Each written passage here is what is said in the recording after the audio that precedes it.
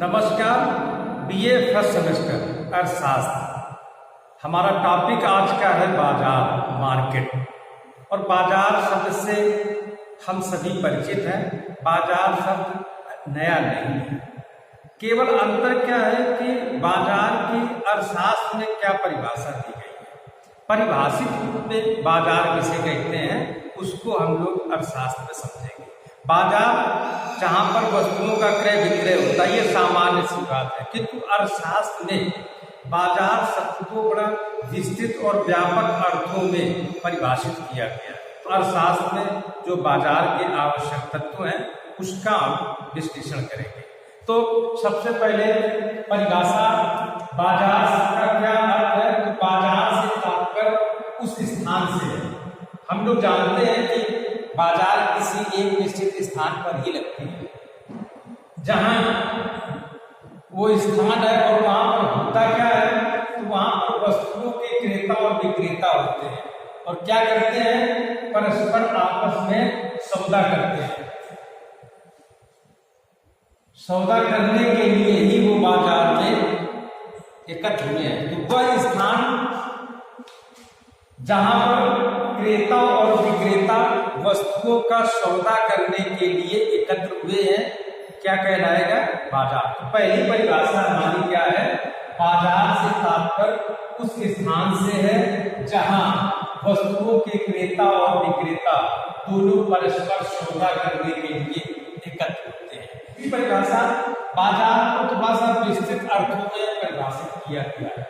तो व्यापक अर्थों में बाजार उस संपूर्ण क्षेत्र से जहां वस्तु विशेष कोई वस्तु है जिसका क्रेता और विक्रेता आपस में क्या करते हैं, प्रतियोगिता करते हैं, जिससे वस्तु की एक निश्चित कीमत हो जाती है। दूसरी जो परिभाषा है अर्थशास्त्र में बाजार की, वो विस्तृत अर्थों में।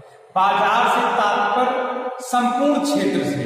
अब संपूर्ण क्षेत्र से तात्पर्य क्या हो जाता है कि कई प्रकार के जो सौदे होते हैं वो आप अपनी ऑफिस में एक ट्रेडर्स, एक व्यवसायी दूसरे प्रदेशों में उस सामान का क्रय विक्रय कर लेता है।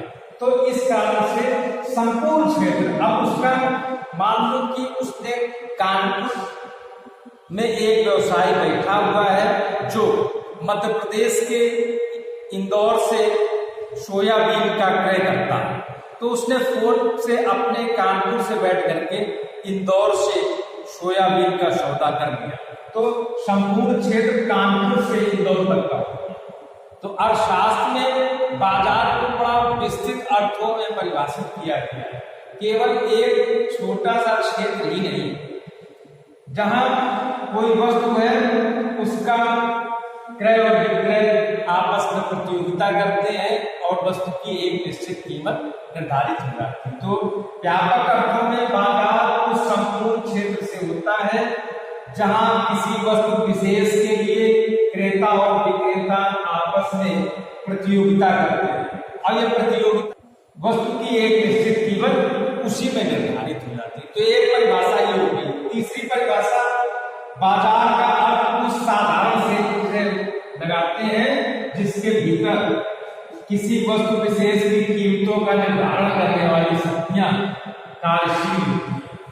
तो इसमें क्या है कि वस्तु की कीमत का निर्धारण कैसे होता है? तो क्रेता और विक्रेता, भाई कोई एक वस्तु या सेवा है, उसको बेचने वाले होने चाहिए और लेने वाले होंगे, तभी किसी वस्तु के सौदा हो सकते हैं, वस्तु की कीमत निर्धारित हो जाती है।